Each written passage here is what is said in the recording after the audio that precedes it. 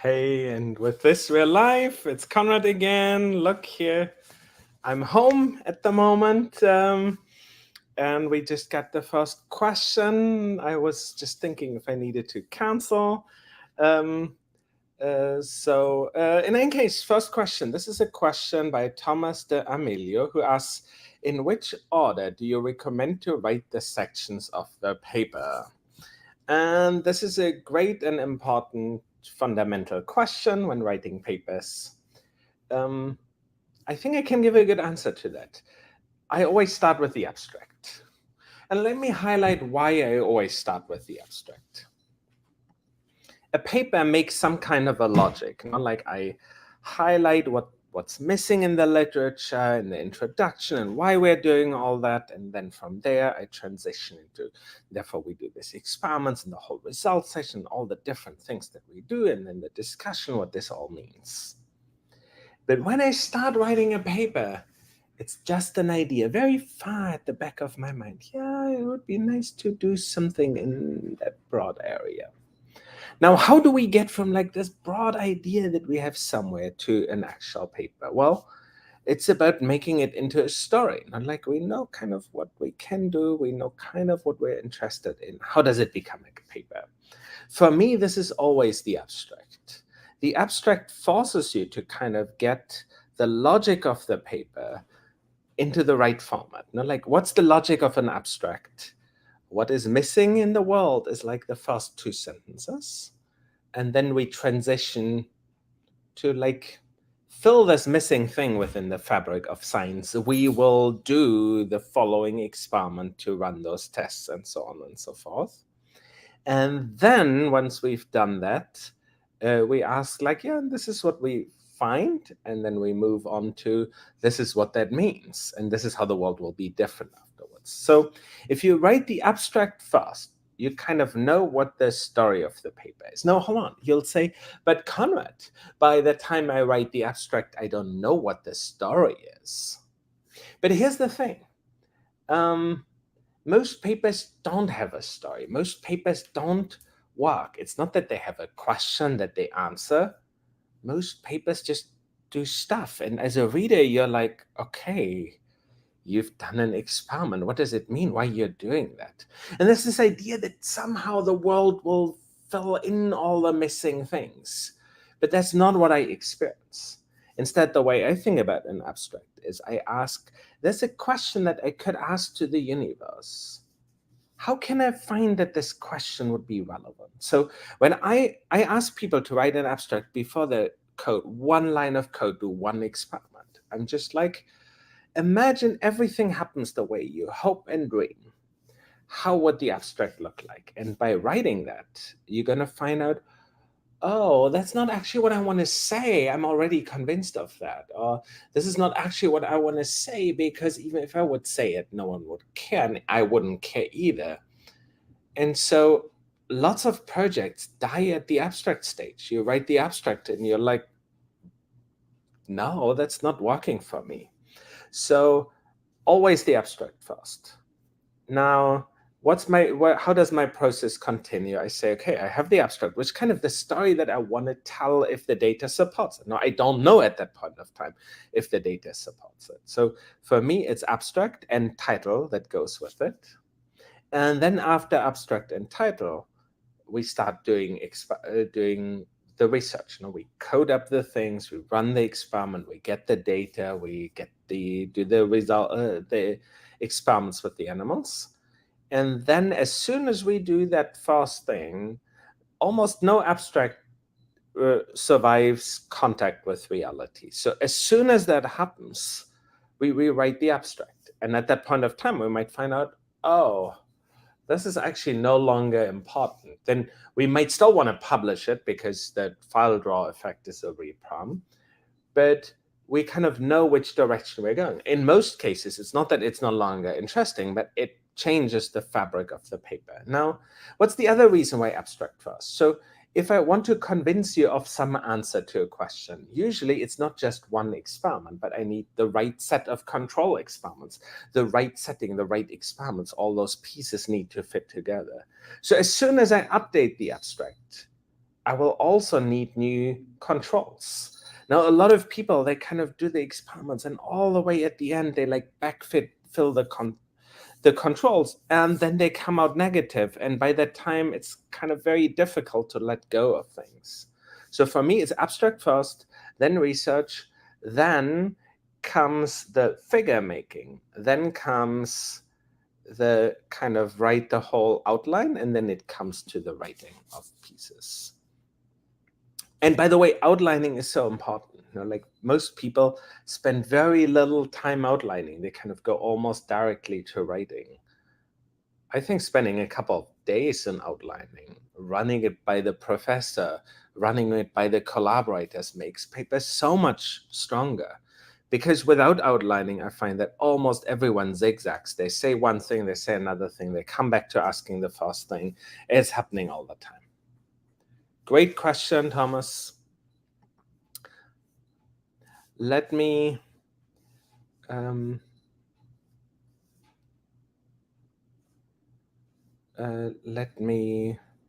this is an interesting question. Savantla asks, can I cite a recording of a prominent published expert that I gathered on my own? It was made legally, no laws broken, but he has no ideas I have it. In the context of writing a paper, that is a question that is questionable. No? Like there's a difference between people saying things and people kind of standing by it to the level that they want to be cited with it. But yeah, that's an interesting thing. No? Like when writing papers, what do we consider to be legitimately usable by it and what not? And I think a lot of people by now feel that, say, statements on Twitter are usable. Statements heard at a conference or something is usually not cool for most people. But I hear something different. No, he should have been acting professionally. Yes, so if people act unprofessionally and there's cases of abuse and a lot of bad things happening in science, then it is really important to do something about it. And that is independent of citing, or that like is a discussion that we should be having, to which level people act in an acceptable way. Great. Next question. This is a question by Tama Crayon. After you write these abstract, at what points are you submitting to conferences? Again, great question. There are different conferences and there's different communities here. So if you're in deep learning, conference is publication. Journal publications are irrelevant. If you work professionally in deep learning, you usually shouldn't bother with publishing in journals, maybe apart from JMLR or TMLR.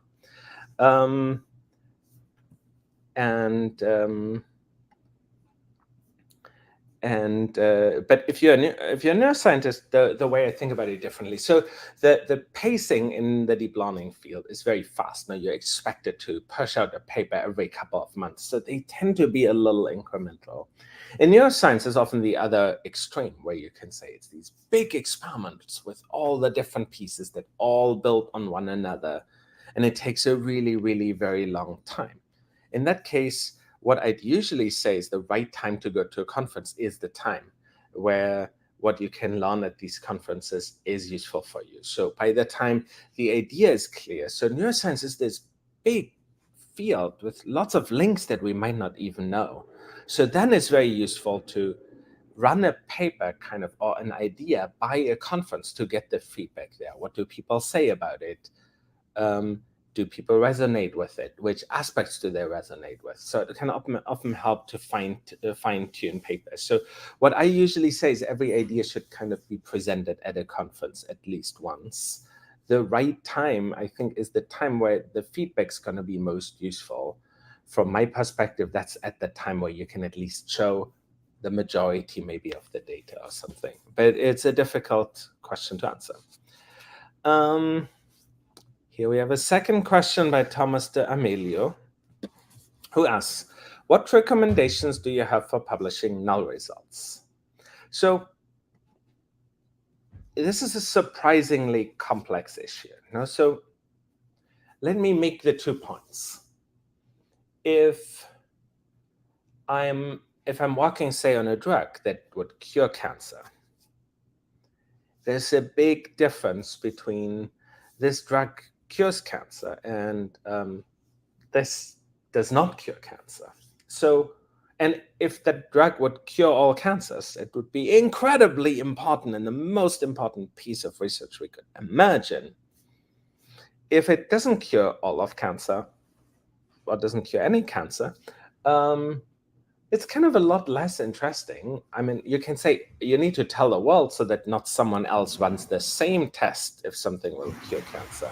But there's that big difference. So in that sense, if you come from that view, in the world where positives are very surprising and important and negatives are not, in a way, people argue that you shouldn't publish null results. But here's the other one, which is, what is a null result? Now, like those cases where we test a drug, yes, effective versus not effective, are usually not the pieces that we have in neuroscience or deep learning, for that matter. Now, like if something of which we assumed it would be important doesn't make a difference, that's actually very interesting. Like, let's say you give me some neurons and you're like, yep, this thing has no influence on the neurons. That is as interesting as the other one. In fact, what you really get if you do a good experiment is always just bounds, where you can say, well, that's this parameter, maybe how strong the influence of this on this thing is. And it is at least this big and at most this big. And there's cases where that interval overlaps with 0 and cases where it doesn't. Why is it that like that overlap with 0 is so important? Or like it's like almost we treat it as a religion, p smaller than 0.05 is good and otherwise it's not. Well, no, like in reality, there are theories that suggest that something should not have an influence, other theories that suggest that something should have an influence. Finding one versus the other, like it makes no sense. Now you could say, in reality, this is all like muddled together a little bit. Now, narrow intervals mean that usually we will be distinguishable from zeros, versus if we have a really underpowered experiment, it allows kind of everything. And therefore, the probability that we're going to get a null will be large. But in practice, these things are all much more complicated. So personally, I feel like once you really commit to doing an experiment and going all in on doing something, I think you should be publishing the papers. It's also, I want to remind everyone of a conflict of interest that is there. For the professors, the null result isn't very important. Like basically for the professors, the top papers that they have will usually be important, and the less important papers will kind of almost be negative, or at least not positive. But so basically, if like some famous professor adds like another paper with like maybe 10 citations for that professor, that's probably irrelevant if they're like a well-published professor. But for the student, having that extra paper on the CV with like 10 citations, I mean, like, hello, 10 is like more than most publications get cited. So therefore, there's this conflict of interest where kind of professors want to produce a culture where people don't publish null results because on average they get cited less often. But that's kind of, it's a perversion of the system. It's not good. It shouldn't be happening like that. So in that sense, I strongly recommend everyone publish their null results. And I should also say, in parts, it's like the policy people's fault. Like there's some people who propose that we should have indices that are, say, the average number of citations a paper gets. Well, in that case, you should like only ever publish the papers that are like above your average. And therefore, it sets the perverse incentive to not publishing null results. The last thing I want to say is, for the health of the field, not publishing null results is super problematic. Like people ask questions like, what do you know? There's like extrasensory perception work or something. The answer is no, don't publish it. No, again, don't publish it. Do it 20 times. It's at least once p smaller than 0.05, much higher if you do a little bit of p hacking, which is also problematic. So not publishing null results leads to a literature that that kind of believes that all the kinds of things are true that are actually not. So I think it's very important to publish null results, and also very important to publish replications, because it gives us an idea of what's going on in that space. I hope that's useful. Please feel free to ask follow-up questions here. I want to take Gyanendra's paper next, who asks, how would you suggest doing literature survey, latest papers, or take 10 to 20-year history to grasp the background? Or it depends on specific fields. So let's talk about why we do literature research. There's many reasons for literature research. The first one might be, is what we're doing actually new? Maybe someone wrote the same paper in the past. That's very rare, but it happens. Second, we want to fairly give credit to people who are our intellectual forebears, like that kind of established good ideas and established the field and looked after its health and so forth. So in that sense, it's important to kind of give credit where credit is due. But let's talk about what else it does. Now, like, there exists a part of literature research where I want to learn a technique. What's the relevant time scale there? Well, the time scale over which that technique realistically, where relevant publications happen. So let's say you're doing deep learning, you want to know what are the ways of parallelizing transformer architectures. Maybe you'll only look 1 year to the past. Maybe on the other hand, you're looking for heavy salts that are only picked up by a small subset of neurons and that you could use in anatomy. In that case, 50 years or maybe 200 years might be the right time scale. Now, like, people find things and then the field forgets about them. There is also this thing that many branches of neuroscience, they oscillate. People don't realize because they're locally, but a lot of ideas come back kind of every 20 years. Take neural oscillations, take the binding problem. There's like a lot of ideas that just, they establish, there's a big field doing it, and then everyone kind of forgets about it. And then 20 years later, like roughly, like the next generation is, oh, that's this thing. Isn't this cool? Like no one knew about it. And you find these oscillations. So if you want to be inspired by things that should be revived, maybe intellectual trends, then maybe 15 years ago is the right question. If you want to ask who's maybe done something before, there's a specific time scale. How can you find out? Like often if you ask older people, they're like, yeah, there's these guys that were doing those things. Like it's not that unlikely that someone did it from that area. That usually then indicates that there's like a 5-year span during which things may have happened. So the question for you is, of course, Gyanendra, there's no answer to your questions. And the best thing you can do is kind of try and do the best job. I mean, like, I wanted to also maybe amplify what Savant Lab is saying here. You can use, or what I think they are saying here is, you can in principle also use large language models, where you could say a large language model allows you, by virtue of it basically having ingested all the papers ever written, you can say it's much easier to, in that area, at least get at the relevant keywords. And that might sometimes, so if I do a literature review in an area that I really don't know, I describe what's happening and I'm like, what are the terms that the literature is using for that? And sometimes it's like, oh, there's a whole field doing this thing that I thought I just invented, and they even have a name. And then I do the search and I find out that everything has been done many, many times before. So yes, great question and great addition by Savant Lab. Cool. This brings me to a question by Joseph McKinley. Is it possible to transition to a new area of research for postdoc? For example, if I did my PhD research in dynamical systems, would it be hard to do a postdoc in something like AI? Yes and no. So the right choices for postdocs, the way I always tell people, is you kind of never want to go somewhere where you lose more than half of your skills.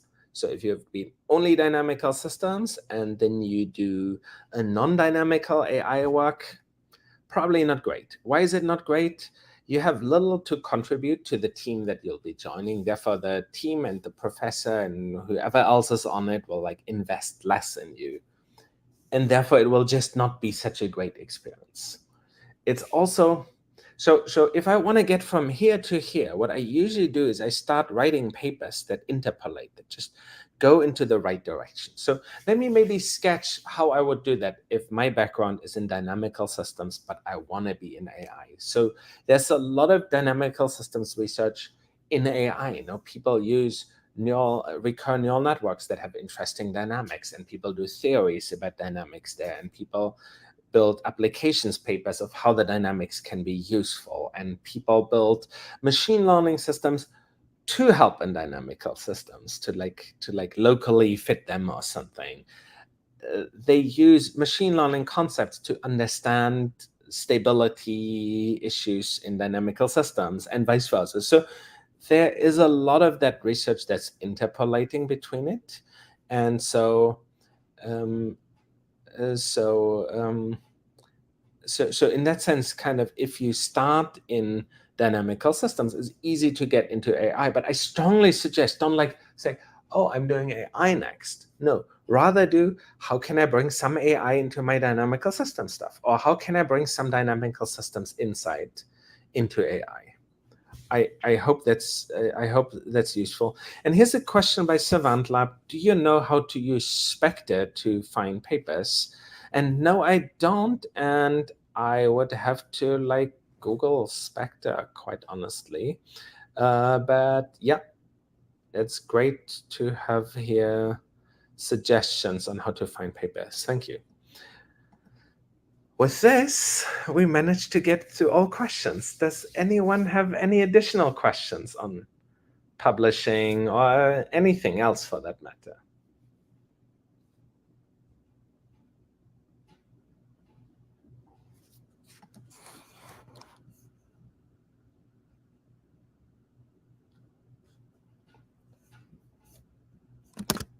Yep, and I should say Savant Lab is sharing a link to an application, that semantic search, which sounds very useful.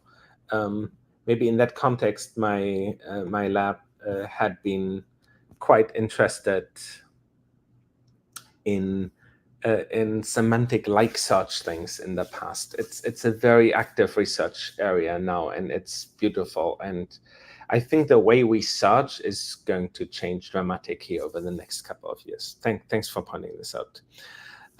Here we have a question by Joseph Dacour. I have been becoming more and more interested in common neural research and classical music. Hooray! Do you have any recommended resources on learning more Python? It's my weakest point. Okay, so first thing, I love what Joseph does here. We are all scientists, we are all learning, we're all trying to get better at what we do. Joseph is clearly pointing at something that he wants to get stronger at, which is Python. Now, this analysis of kind of what is it that I should know that I don't currently know, that is like the first step of becoming a stronger scientist, and that is great. So how to learn Python? I'm kind of in a similar situation. I've got to admit that here. So I was a really, really great MATLAB coder. Really, really, okay, I shouldn't overdo it, but I was pretty decent at MATLAB.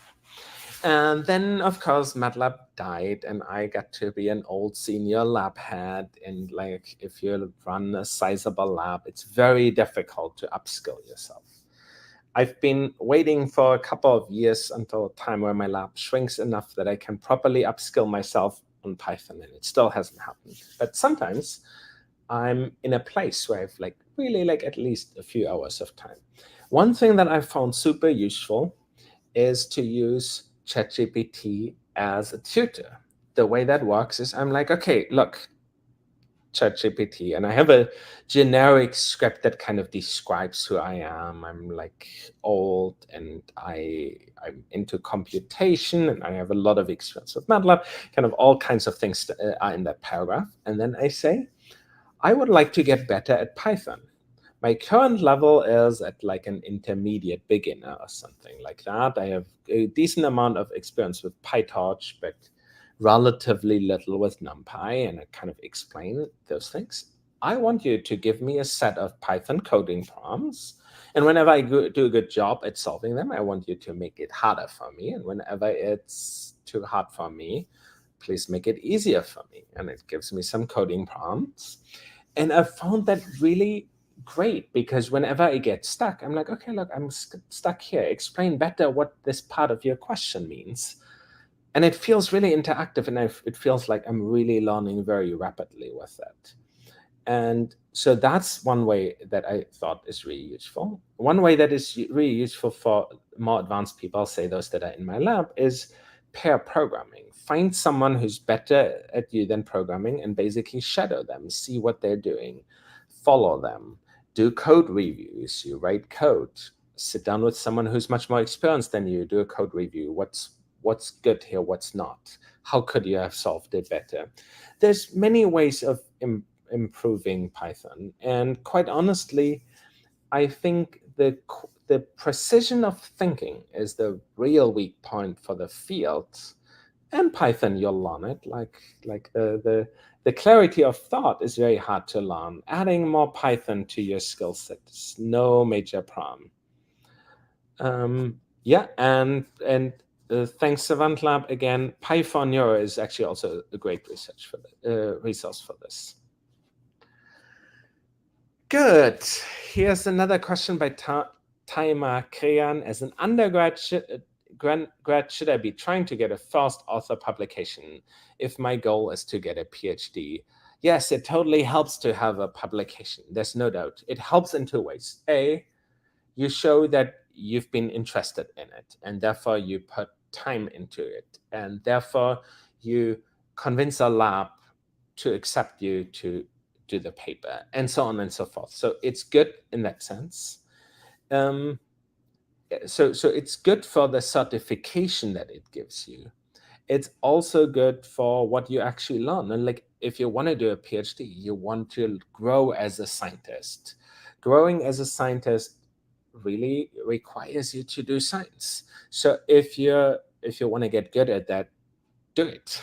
If you do so I believe that, at least for me, not like everyone's different there, but my first few papers, they weren't such great papers. Why? Because I didn't yet know how to write great papers. But the way I learned is by writing papers and getting my supervisor and the rest of the world to kind of criticize that. So if you write a paper, it increases your chances of getting into a PhD directly by showing that you care. It adds a line or two on your CV somewhere, but above all, it kind of makes you better at doing science. And like, professors are okay at figuring out, and admission committees, who will ultimately be good at doing science. And by learning and practicing science, you get better at doing science, and therefore you make it more likely you'll be selected for something. Thanks for all those questions. And another question by Joseph Dacour, who asks, thank you for your insight again. I also wanted to ask, what are the common differences between using manifolds to create representations of data using TDA topological data analysis? And of course, which one might be better for analyzing, drawing conclusions from patient fMRI or EEG data when they are listening to music? This is a beginner's question, and just wanted insights on these types of data, of analysis types. Okay, so First disclosure, I'm not an expert on topological data analysis.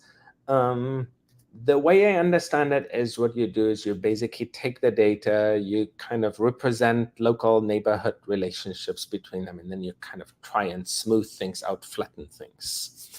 But so I want to zoom out of the details of TDA and talk about manifolds. Manifold techniques, of which TDA is one of them, there's many, many methods, are all methods that you use when you have high dimensional data and you want to kind of find something in the data that is lower dimensional. Let me give you a few examples. PCA, I have some point cloud in some high dimensional space and kind of represent that in terms of a first principal component that is defined as the one with the largest singular value. That's basically the longest axis of the data, and the second most longest axis, and so forth, under the constraints that they're all orthogonal to one another. There's lots of flavors of that. There's factor analysis, which comes with assumptions on how noise is structured. There are ideas where you can say, well, I kind of believe that the axis that I have when doing dimensionality reduction are each sparse, and that then leads you, or non-negative, which leads you to ideas like non-negative matrix factorization. There are ideas like isomap or topological data analysis where you're like, okay, I believe that we're kind of in some space, but we're like potentially curved, and like locally things are well defined, but long distance things are poorer defined, and we want to kind of pull this out and get at those axes. There are dimensionality reduction techniques that basically guarantee that the relevant dimensions are there. There are things like canonical correlation analysis, which pulls out axes that are maximally informative about another data set. So there's a lot of those. But let's be careful there. Your brain in EEG doesn't lie on a low dimensional manifold. Not like my set of thoughts isn't, you can't put it into 2 dimensions. I mean, like, I wouldn't be very interesting if, I might not be interesting either way, but like, if our thoughts were so boring that you can put them into a very low dimensional space, I don't think we would be having the kinds of discussions that we have among scientists. So it's often rather a method for convenience, no? Like 2-dimensional, 3-dimensional things, I can kind of plot it. 17-dimensional things, I cannot. It's also often an issue of noise, where you could say, if I do dimensionality reduction, I can usually find some dimensions where there's a lot of variance happening, and those dimensions I can estimate with low noise. And therefore kind of transitioning to those dimensions is useful. There's those. So it's often seen as a panacea for like getting closer to understanding. It's not clear what it means. No, like if I take photographs of the real world, photographs of my cat, and I do principal component analysis of lots of pictures of my cats and the rest of the world. The first principal component is everything brighter than average. The second one is more bright in the top half and less bright in the bottom. And then the third one is left versus right. And then we kind of have all the Fourier components that are there in that order. Does the first principal component like represent my cat? Like in no meaningful way does it represent my cat. In the same way, kind of like dimensionality reduction on brain data doesn't represent what's happening in the brain. It's just like a low dimensional way of looking at it. And low dimensional in a very weird biased way. You know, like the world is such that anything that's low pass tends to have a lot of power. So basically images tend to be smooth on average. Now, my face is not. But on average, images are smooth. Why are images smooth? Because all kinds of aspects in the real world make there be more power at low frequency, like illumination. I have a light that goes there, like, or I have like one object that is coherent. All kinds of things in the real world put power into low frequencies. The same thing with brain data. What's happening? Well, there's like local stuff and less local stuff, and that comes maybe from blood vesicles or something like that. And consequently, the MRI field is waking up to like, hey, basically PCA, which gives us low frequency things, explains data much better than our like funky network models.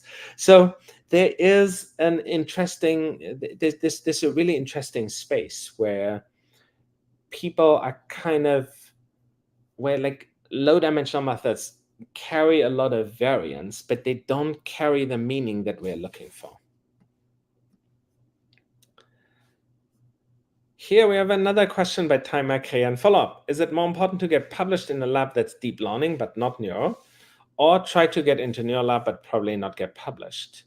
Well, if your goal is just get into a PhD program, then a paper on deep learning is probably more useful than a non-paper from a neural lab. I mean, like, now, keep in mind that focusing for the lab is important. So basically, if you show up in a lab and you're like, look, I volunteered to basically do the same experiments that you're doing in your lab, and therefore I'm like super prepared for your lab, therefore I'd be a good hire for you. That is helpful. Like basically focusing is helpful. But if you feel you can get a deep learning paper out, you can still focus otherwise. Like read lots of papers in the direction that you want to apply to. Just don't apply to like 500 programs. Apply to a small number of labs and then read them very deeply and have something interesting to say. Also for everyone here, like asking, like, how do you apply it? What's the right way of applying to a lab? There's two good ways. Either I'm the very best coming from the very best university with letters from the very best. That would never be my thing because I never was kind of the best. I'm just doing things that no one else does. And the alternative is to be focused in an area that no one else has. And I think you, given that you asked the question, Timer, you have that great opportunity. Like if you go to deep learning and you know that you ultimately want to be in neuroscience, well, then go and up your deep learning skill and read lots of papers of deep learning for neuroscience and apply. Like, look, I have all those like cool deep learning techniques and I really want to be in your lab. And at that point of time, I think your pitch will look very strong. It's also a lot of things that you'd learn in a deep learning lab are generalizable to many neural labs, but a lot of things you'd learn in a neural lab aren't very generalizable to neural labs unless they're very, very similar. Great. And here we have a Ganendra paper, question. Paper. I'm sorry, I'd give you a paper, but I can't. Around 2,400 papers got accepted for CVPR 2023. What differentiates a normal paper with incremental addition to a classical paper? Even using GPT, how to identify insightful papers or great paper? Any specific prompting techniques? Okay, deep learning uniquely bubbles as a field. Now, let me maybe highlight why this is happening. Deep learning is a very young field. Very, very few people are experienced. Very few people have been doing it more than a year. No, very few people have been doing it more than 10 years, say. Therefore, it's a very non-differentiated field. Therefore, also, almost all reviewing is done by students who review one another's papers. A lot of people that are early in the field, they have difficulty maybe seeing the unique propositions of a paper because unique is defined versus some background. So therefore, these deep learning conferences tend to produce something that's popular and then everyone does it. And then next year, something else is popular and then everyone does it. And everyone who's outside of this area is doing poorly. If you want to play that game, the way to do it is go to the conferences and kind of ask around, what are the hot things this year?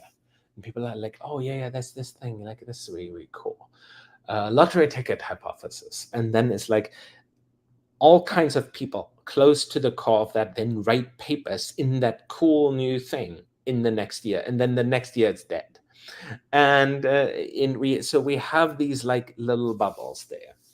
So I personally, I'm not overly interested in the bubbles, because quite honestly, if you read 3 papers of a bubble, usually you kind of get all the things that are actually useful for you in a bubble. So I'm not interested in like 7,000 what I don't know, vision transformers papers, or like that's no longer even hot at the moment. But in any case, there are like these big bubbles. What I'm more interested in kind of seeing interesting non-standard ideas, and that's a little harder. A lot of people just have some subset of people that they think are really interesting. Like in deep learning, like I really love the way Surya Ganguly thinks, and like I try to listen to what Surya says. I really love Ben Recht's thinking, despite the fact that he's kind of in a way like not very deep learning even. But anything that he says is kind of really interesting, and anything that someone else says that these folks tell me about is like really interesting. And over time, you kind of build up a set of people where you're like, yeah, these people like are really, or like Blake Richards or Guillaume La Hoya. There's like a lot of people who like just like have like interesting non-standard ways of thinking about the big topics. I tend to follow those instead of like whatever is the currently popular thing.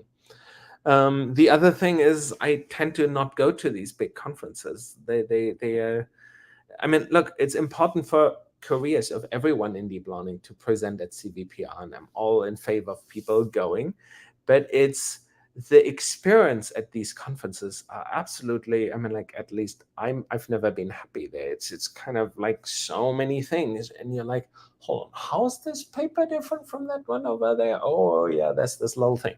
And I want to briefly mention here, Dijkstra, the famous computer scientist, gave us a couple of rules of what they thought it means to do good science. And one of them is, if given a little bit of time, someone else will do something, you should never do it.